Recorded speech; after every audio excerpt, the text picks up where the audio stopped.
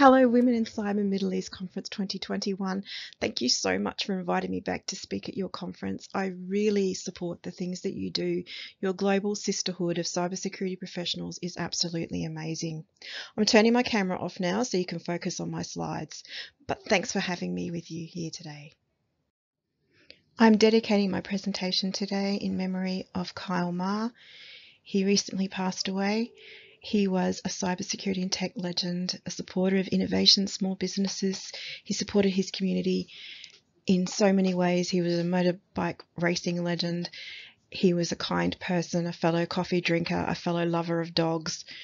He was my colleague and a friend, and I want to make sure his memory lives on. I'm going to be looking at how the ever-moving cybercrime threat landscape holds so many challenges to us as cybersecurity professionals, and how we now can help build a more cybercrime resilient future.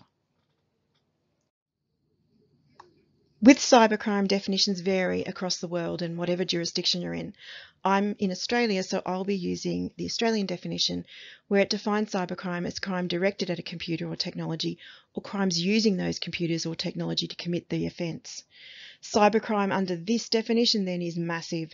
It could be possessing or creating or transmitting child exploitation material online.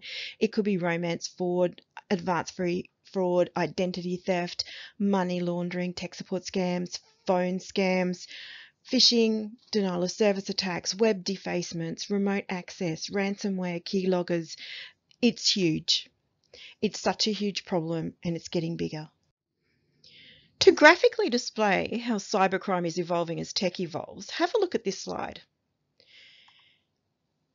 The French telegraph system was compromised in the 1800s. In the 1900s, Marconi's secure wireless system was intercepted. Then we don't really hear much about cybercrime for quite some time, but then in the 70s we have a few instances where people are playing with this technology and what it can do, and whether they're on purpose or inadvertently doing it, they're creating some kind of malware. In the 80s, things start getting a bit more interesting. People are actually starting to use cyber for malicious purposes. In the 90s, it starts hotting up even more. Lots of cyber-enabled crimes, lots of crimes against technology. And then we get to 2021. In 2021, we have so much cybercrime that I've had to divide these slides into two. One, a threat landscape of cybercrime threats to nations and businesses, and the next slide about threats to individuals. In 2021, we see Internet of Things. Amazing devices. You can make yourself a cup of coffee while you're driving home. You can check on your dogs while you're in your office. But Internet of Things also means that there's a lot of technology there that can be compromised by criminals. Critical infrastructure and businesses use a lot of Internet of Things devices, and these systems are often targeted as low-hanging fruit at times by criminals to disrupt critical infrastructure. Intellectual property is a target. We've seen with COVID-19 related work, there's a lot of research going into COVID-19 globally. This intellectual property is an attractive target. Supply chain as a target. If a nation-state actor or a cybercrime gang can infiltrate and disrupt a system of a company's supply chain, then there's an issue for that company. The company could go broke, the economy could go broke, the country could have significant issues if the supply chain is disrupted. Advanced persistent threats, of course, state-sponsored activity. Ransomware. Such a huge ransomware increase over the last year or so. In Australia, for example, there were JBS facilities were hit by ransomware. Spear phishing, where employees with privileged access in research roles, for example, or in senior positions are targeted for their credentials or their intellectual property. And cryptojacking, the criminal needs to make money too. So, what's a good way of doing it? Let's just put some crypto mining software on your server. Then the criminal doesn't have to pay for the computer and can cash in on that Bitcoin. Cybercrime threats to individuals include things such as opportunistic ransomware, where a business may be hit by ransomware because they are a chosen target. An individual may have it from clicking a link in a malicious email that's been bulk sent, or via drive-by downloads on websites. Phishing is huge. Child exploitation material has spiked during the lockdown. Of course, cyberbullying and online harassment is huge. Online grooming, very scary thing, because when you think of young people going online to speak to their friends when they're under lockdown, is the person they're speaking to really the person they think they're speaking to? And frauds and scams such as remote access and refund scams, romance frauds and investment scams. Cybercrime is huge and it's getting bigger.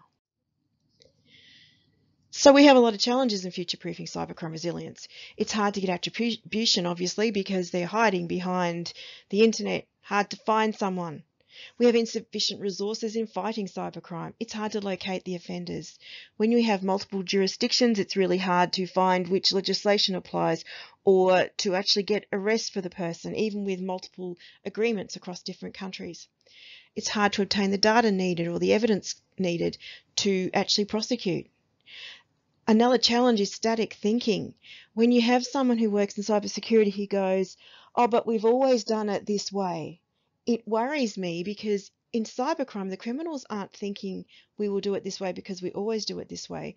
They're thinking of new ways to exploit humans and new ways to exploit technology.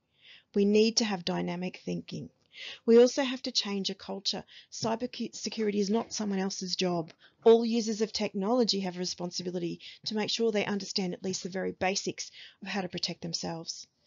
New and emerging technologies are huge, and we have to keep up with them because we have to understand how they're being used and how they could be used by a criminal. We also have the challenge of attracting and keeping the right people with diverse skill sets in this sector. So how do we anticipate future threats? We need to look at the opportunities for crime. As new technology emerges, or new communications technology, or something that happens in the world under a global scale, like COVID-19, we have to look at where the opportunities for crime lie. We have to understand how new and emerging technology is used. How is it used? How is it supposed to be used? Who uses it? Who could be targeted with it? We have to look at socio-political issues because that can impact cybercrime. We have to refine our cyber threat intelligence. That's that acronym CTI. I hate acronyms. I apologise now that I put one there. We have to look at activities in our businesses or in our lives that are important and that could be targeted by criminals. We have to stay current with our research. We have to think dynamically. We have to combine approaches. We have to ensure that we have the capability and the opportunity and the intent to really do a good job in fighting cybercrime. And one of those ways is to ensure that we have diversity amongst our ranks. And that means real diversity. People from different cultural and linguistic backgrounds, different gender, different skill sets. Because to come to a solution of a very big problem, we need a brains trust of people that all think in different ways. So how can we support current and future cybersecurity professionals? Well, we need to break down barriers to actually getting a career in there. So many people are passionate about cybersecurity or passionate about researching cybercrime and are having a really hard time trying to get a job in that space. We mustn't neglect the well-being of ourselves and our colleagues. Our profession is a huge profession for burnout. And often that's because we are so passionate about our work, we are neglecting our own well-being. We must actively encourage and support each other. Be upstanding role models. Be the types of people that others can look at and go, yes, I want to work in this space because this space is full of really good people. We need to encourage cybersecurity and cybercrime awareness in all facets of life. We need to change our recruiting practices so that a recruitment notice for a cybersecurity professional is not asking for every single certificate and doctorate to actually have someone do a job.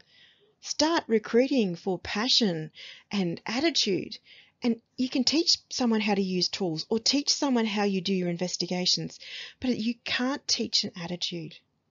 Give people the opportunity to work in this space, whether they are veterans, whether they are women who have come from maternity leave, whether they are older people.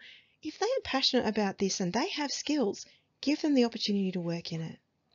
We need to help each other. We need to continue to innovate. We need to collaborate and share intelligence.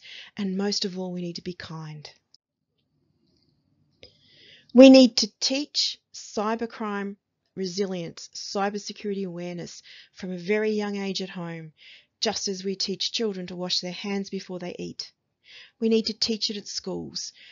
We need to consider putting it as part of an entrance requirement for higher education. If you want someone to be able to read and write in the language of your university, how about another requirement also being that they understand the basics of cybersecurity? Build cybersecurity and privacy into everything from the start. Actively encourage different frames of reference to get a solution. Encourage diversity. Make sure everyone understands cybersecurity is important. Help people get the funding and time they need to excel in these jobs. Make cybercrime defence second nature to everyone. I look both ways before I cross a busy road. That is second nature to me. What I would love to see is cybercrime defence second nature to everyone, just like when one crosses a road, one looks both ways. I'd love to see a world where everyone shares cybercrime intelligence and there is no barrier to cooperation. I want to see a world where victims of cybercrime are not blamed, but they're supported. And I want to see a world where cybersecurity professionals help each other and are kind to each other and support each other always. So in summary, cybercrime is diverse. It includes malware, it includes online fraud, it includes defacement, it includes disruption of technologies, child exploitation, data theft, intellectual property theft. It is a huge thing, it is not just one thing, and that's why we need diverse thought to fight it. As technology evolves, so does the opportunity to commit crime using it, so we need to be up to date on what the technology is there. We need to read articles about new and emerging technology. We need to engage with that technology. How does it work? Who's going to use it? Who is it for? How could a criminal use it? There are many challenges to a cybercrime resilient future, but we need to be part of this solution. We need to anticipate future threats, and to do that we require a diverse skill set with a diverse background. We don't want static thinking, we need dynamic thinking. We need to work together now to support a more cybercrime resilient future. We need to dream big, and we need to stay kind to each other and support each other through this process.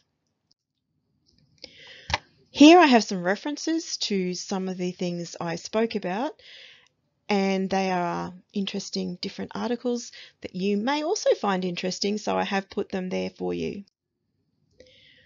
I want to thank you. It really is an honour to be part of this event. I am passionate about protecting people from cybercrime, and I really thank you for letting me speak about it here.